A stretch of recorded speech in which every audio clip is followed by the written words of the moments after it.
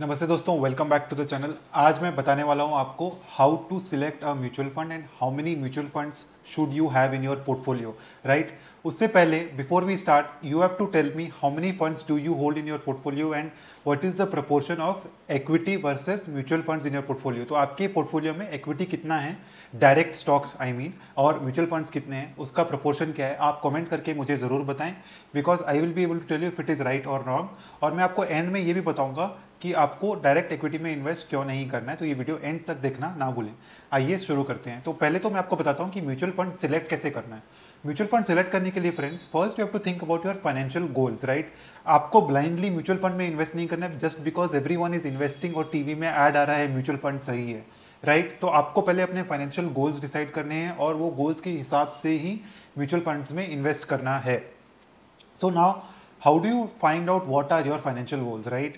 पहला तो एक है कि आपको इमरजेंसी फंड है, ये तो रखना ही है। Unless you are extremely rich then you may not need a emergency fund, but everyone else needs an emergency fund, right. You may happen to lose your job, you may happen to end up in a prolonged illness, तो आपको emergency fund की जरूरत है। Emergency fund के अलावा और क्या goals हो सकते हैं? एक तो दूसरा है, अगर आप सैलरीड हैं तो retirement definitely has to come, right. क्योंकि कभी ना कभी आपका एम्प्लॉयर बोलेगा आपको कि आपका टाइम खत्म हो गया।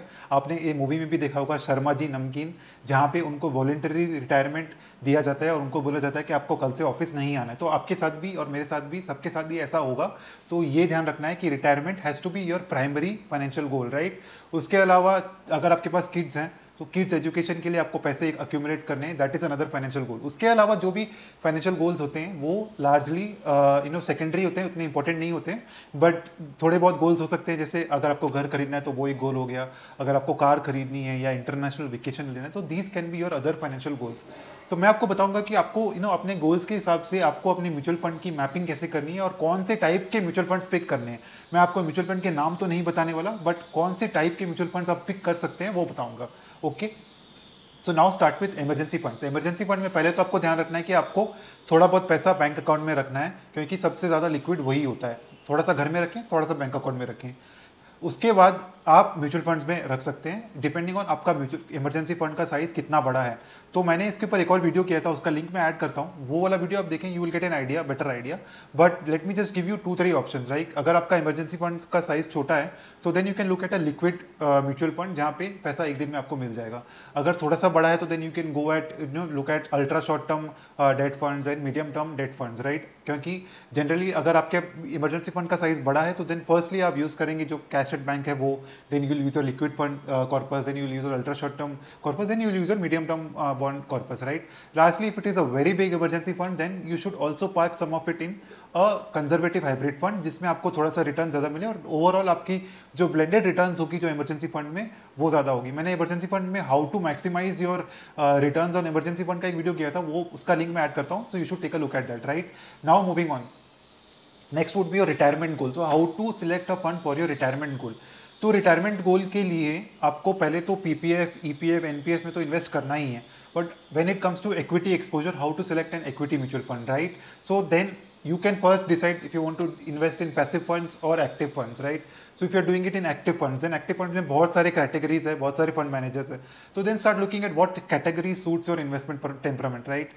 Do you want to invest in a pure large cap fund or a large and mid cap fund or a mid cap fund or a small cap oriented fund और अ flexi cap fund और an international fund. तो बहुत सारे categories है। पहले आपको category narrow down करना है अपने रिस्क एपेटाइट के हिसाब से। उसके बाद आपको नैरो डाउन करना है कि आप कौन से फंड हाउस के साथ इन्वेस्ट करेंगे। उसके बाद आपको देखना है कि फंड मैनेजर की हिस्ट्री देखनी है, फंड मैनेजर कैसे ऑपरेट करता है, फंड को कैसे रन करता है। You have to see all those things, you should see the expense ratio of the fund, you can compare the rolling returns of the fund. So lots of things that you can take a look at when you are selecting an actively managed mutual fund, right. But ultimately the goal is that अगर आपने एक बार actively manage mutual fund select कर लिया, try to stick with the fund manager, try to stick with the advisor for a long term, so that आपको returns दिखें। क्योंकि 1 साल, 2 साल, 3 साल, इवन 5 ईयर्स में आपको इंपैक्ट नहीं दिखेगा, but definitely after 5 years you will start seeing the impact, right. So if you can't select an actively managed fund, you can always hire an advisor. We also advise from our fund, so you can contact us also, but there are many advisors in the industry who do this, right. Next, how to select a passive fund.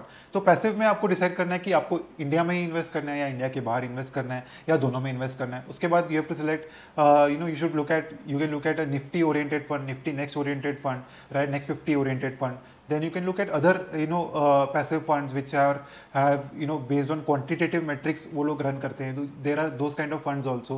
Then आपको अगर India के बाहर invest करना है तो primarily US based funds ही हैं अभी India में, so you can look at. Then there are China and other funds also, but you can look at US based funds like S&P 500 or Nasdaq 100 and stuff like that, and then decide your allocation and select funds based on that, right? So अगर आप passive fund select करना है तो you have to make sure that the difference between the actual returns of the index and the fund is not much. You can look at the tracking difference and the tracking error of the funds, and then secondly you should go with a fund which has a higher AUM, right? Generally कोई भी passive fund will give you lesser returns than the index, so you have to compare it with the total returns index, right? Total return index में dividend भी included रहते हैं, तो आपको उससे compare करना है. And friends, whenever you are buying any equity oriented fund, make sure that आप growth scheme ही select कर रहे हैं, डिविडेंड स्कीम नहीं सिलेक्ट करें, because those are useless, you will be end up paying taxes, right? So you always have to focus on growth oriented scheme. मैंने एक और video किया था where I discussed lot more in detail about retirement planning, so I'm sharing the link of that video. Take a look at that video and you will get a better idea about retirement planning, right? So now coming to other goals, then your kids education goal, right? तो kids education goal में क्या करना है? It is similar to retirement goal, but it could be more than 10 years away or less than 10 years away. तो आपको अगर more than 10 years away, तो you can largely look at having equity exposure using the same strategy that we discussed for retirement. अगर less than 10 years है तो you can also have some debt exposure in that, right? तो अगर आपके daughter है तो you can also look at adding Sukanya Samriddhi scheme in that, which is similar to PPF, gives you tax free returns, right? अगर आपको for example date add करना है तो डेट में आप कैसे ऐड करेंगे, राइट? It will you have to match, if you are selecting a debt mutual fund, then try to match the duration of the debt mutual fund, the maturity of the bonds in the debt mutual fund with the target goal. So अगर आपका goal 10 years away तो then find a fund जिसमें average duration of the bonds is 10 years away, right? Otherwise you can look at ultra short term debt funds, or you can look at a conservative hybrid fund or a balanced advantage fund as well, right? So these are the funds that you can consider for your child's education goal, sorry. Nextly छोटे goals जो होते हैं उनके लिए आपको same emergency fund वाला strategy use करना है, because these goals could be 1 year, 2 year, or 5 year away, right? If they are 5 year away, then you can look at a conservative hybrid fund और moderately aggressive hybrid fund, but largely उसके अलावा आप ज़्यादा risk नहीं लेना है आपको. Largely अगर कोई भी गोल है जिसका goal less than 5 years away, तो आपको उसमें मेक श्योर करना है कि you are protecting your capital. Protection of capital is very important. इसमें रिटर्न्स का ज़्यादा प्ले नहीं करेगा पार्ट, क्योंकि अगर आप रिकरिंग डिपॉजिट पे लेंगे तो आपको 6% तो ऐसे ही मिल जाएगा, right? So in a mutual fund you have to make sure that you are not taking too much risk.